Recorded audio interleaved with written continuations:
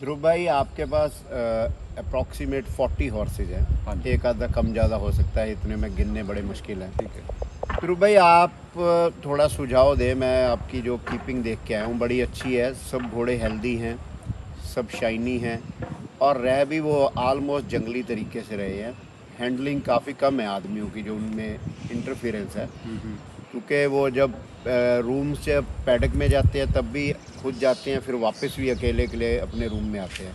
सो कितनी इसमें man power involve है आपके सारे प्रोजेक्ट में, घोड़ों वालों में? मानो मेरे पास 3 आदमी काम करते हैं इसमें, जी बल्कि आज तो सिर्फ 2 ही आदमी, एक छुट्टी पे गया हुआ, आपने देखा होगा। जी तो ये 3 आदमी बहुत सफिशिएंट है जी 40 घोड़ों के लिए, जी।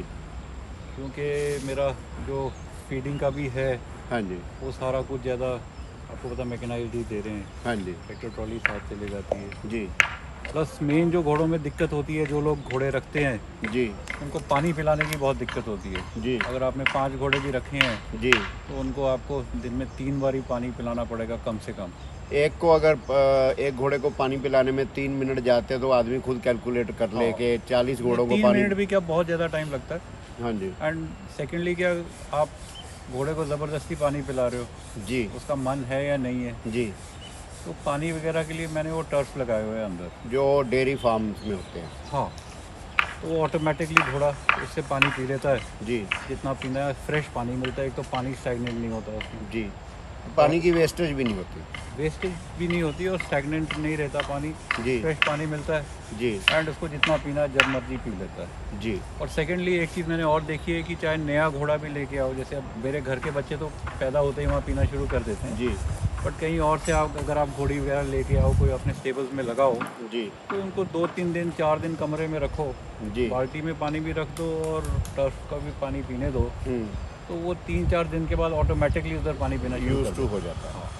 और ये बहुत ही अच्छी चीज़ है। मैं तो सबको यही बोलता हूँ कि मेरे कई दोस्त हैं, उनको भी मैंने यही लगवाया है। जी तो आपकी उससे लेबर जो है, सबसे ज़्यादा जो घोड़ों में काम करने के लिए लेबर लगती है पानी पिलाने के लिए। जी और सेकेंडली क्या है कि आपका पता नहीं आपके बंदे पानी पिलाते हैं नहीं पिलाते, आपके हाँ, सामने उनका खुद पिला का रहे। मूड खराब है तो वो डिप्रेशन सारा घोड़ों पे भी उतर सकता है। हाँ, तो ये इस चीज़ का तो सारों को यही है कि ये ज़रूर लगाना चाहिए। घोड़े को खाना बेशक थोड़ा लेट हो जाए, पानी हाँ, मौके पे ना मिले तो पानी बहुत इंपॉर्टेंट है। घोड़े में बुरी आदत है कि एक बार वो डिहाइड्रेट हो जाए तो वो फिर बहुत पीता भी मुश्किल नहीं दोबारा। ध्रुव भाई, और जो आप फीडिंग कर रहे हो, जैसे देखा कि ट्रैक्टर ट्रॉली आपके पूरे फार्म में गुजरती है, तो एक तो उससे आपका टाइम भी बच गया, लेबर भी बच गई।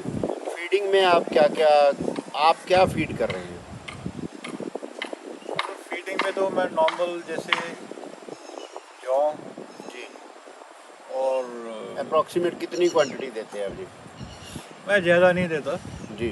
वही 2-3 किलो पर एनिमल देता हूँ। जो घोड़े के वेट के हिसाब से? हाँ, एक टाइम, 2 टाइम? मैं एक टाइम में दे रहे, जी इतना बहुत है, क्योंकि घोड़ों को काम नहीं दे रहे हो आप, वो नहीं कर रहे हो अकेला, इनको 5-5 किलो जौ खिलाने का कोई फ़ायदा नहीं है, जी। क्योंकि आप इतना ज़्यादा खिला भी दोगे तो ओवरऑल उनका कोई फ़ायदा नहीं और होता। फॉडर में आप क्या देते हो ध्रुव भाई? फॉडर में सीजनल फॉडर दे रहा हूँ अभी। लाइक?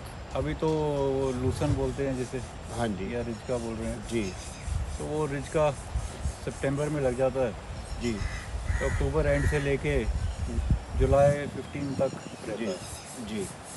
उसके बाद बाकी जो सीजनल हरा घास हो गया, जैसे बाजरा हो गया, चरी हो गई, उसमें मक्की हो गई, हरी मक्की। और वो आप काट के देते हैं या डायरेक्ट ही डालते हैं?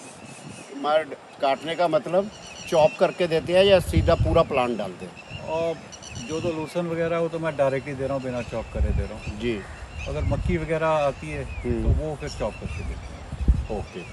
पर इन सब के अलावा एक और कोई ग्रास था जो हम देख के आए, जो आप बता रहे थे कि लूसन के साथ अपने आप पैदा हो रहा है, वो भी बताइए थोड़ा। हाँ, वो लूसन के साथ वो जो घास घास पैदा हो रहा है उसे गिनी ग्रास कहते हैं। जी। तो एक बारी खेत में लगा दो तो हर साल वो उग जाता है उसी सीज़न में। ओके। एक ही बारी लगाने की ज़रूरत पड़ती है, वो अपने आप जैसे ही बरसात शुरू हो जाती है तो आप देखोगे खेतों में उगना शुरू हो गया है। जी। एंड जब बरसात ख़त्म हो जाएगी सितंबर एंड में ये अपने आप सूख जाता है। ओके, सर्दी में सूख जाएगा, हाँ, तब आप सर्दी। इसमें दोबारा रिच का बो देंगे। दोबारा रिच का लगा। और ये जो आजकल काफ़ी कल्चर है, बहुत सारे मिनरल्स, लोग डिहाइड्रेट जो सोल्यूशन है वो भी बहुत दे रहे हैं, उसकी क्या इतनी ज़रूरत है जब घोड़ा कोई भाग भी नहीं रहा, कोई नहीं, उसकी स्पोर्ट्स कोई हॉर्स उसकी नहीं उसकी कोई है, तो खास रूटीन ज़रूरत में नहीं है। डिहाइड्रेट देने को आप ये ऐसी चीज़ें देते हैं या मैंने कभी नेचुरली रखते हो? नहीं, नहीं, कभी नहीं दिए देता मैं। और जो नॉर्मल लोग केमिकल्स दे रहे हैं हाइट बढ़ाने के लिए, कोई कहता है स्टीरॉयड्स दे रहे हैं मतलब हाइट ऐसा है बढ़ाने कि के लिए। हाइट बढ़ा के अगर हाइट स्टीरॉइड से और उससे हाइट बढ़ जाती हम्म, तो हर एक आदमी भी बड़ा हो जाता। सब दारा सिंह होते हैं हाँ, तो ये सब कोई फ़ायदा नहीं जी, इस चीज़ वहम है। में, वहम है। सिर्फ अच्छी एक्सरसाइज देते रहो हम्म।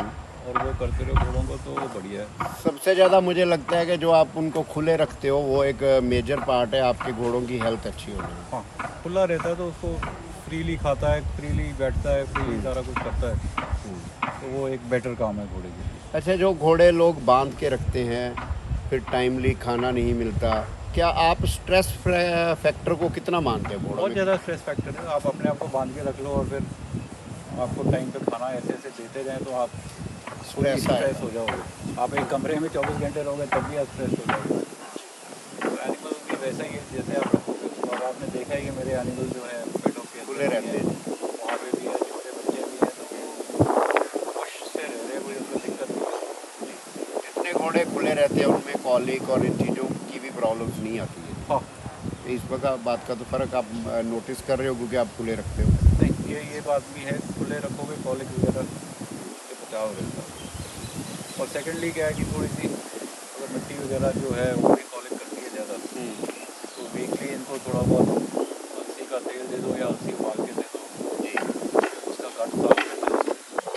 तो सैंड कॉलिक होने का डर है। सैंड कॉलिक नहीं होती है। मैं तो सबको ये सजेस्ट करता हूँ कम से कम 10 दिन में एक 100 ग्राम अलसी उबाल के चोकर के अंदर मिक्स करके घोड़ों को दे दो, जी। तो उसका गट साफ हो जाता है। कॉलिक होने की चांसेस काफ़ी कम है। ध्रुव भाई, एक ओवर फीडिंग से लोगों के घरों में लेमिनाइटिस और ये सब चीज़ें बहुत आ रही हैं क्योंकि हाई ग्रेन फूड उनको दिया जाता है, रिच कार्बोहाइड्रेट होता है। तो देखिए, आपके यहाँ कभी ये प्रॉब्लम आती है नहीं, लेमिनाइटिस की? नहीं। मेरे यहाँ पे लेमिनेटिस की कभी प्रॉब्लम नहीं आई क्योंकि मैं जो प्रोटीन कंटेंट है जी। बहुत कंट्रोल्ड उसमें देता हूँ। मैं ज़्यादा देता नहीं, 2-2 किलो 1-1 किलो के हिसाब से दे रहा हूँ, और उसके कारण लेमिनेटिस से बचा हुआ। नहीं तो घोड़े आमतौर पे लोग बहुत ज़्यादा ओवर फीड कर रहे हैं। हाँ जी। घोड़ा तो खाता रहेगा, आप जितना मर्जी उसको दोगे, बिल्कुल। चने खिला दो, जो मर्जी खिला दो, तो फिर बाद में आप उसको उतनी एक्सरसाइज नहीं दे रहे, कैलोरीज उसकी इतनी बर्न नहीं हो रही है। तो जब कैलोरीज बर्न नहीं हो रही है तो फिर वो कहीं ना कहीं जाएंगे। तो लेमिनाइटिस का आम तौर पे आप देखोगे तो बहुत शिकायत रहती है। तो लेमिनाइटिस भी एक तरह जैसे आदमियों में बोला जाता है कि पथरी हो गई, ये हो गया, तो रिचमैन डिजीज़ होती है, तो घोड़ों में हाँ, भी अगर लेमिनाइटिस है तो रिचमैन और डिजीज़। वैसे भी एक बार हो जाए तो नॉन क्यूरेबल है। हाँ, वो ठीक होगा तो दोबारा फिर से अटैक नहीं, वो आएगा। तो एक बार जिसको आएगा तो बार बार अटैक आ जाएगा, वो वीक हो जाती है, उसका लेमिना खराब हो जाता है घोड़े का, जी। स्पॉट वीक हो जाता है। थैंक यू ध्रुव भाई, थैंक यू वेरी मच।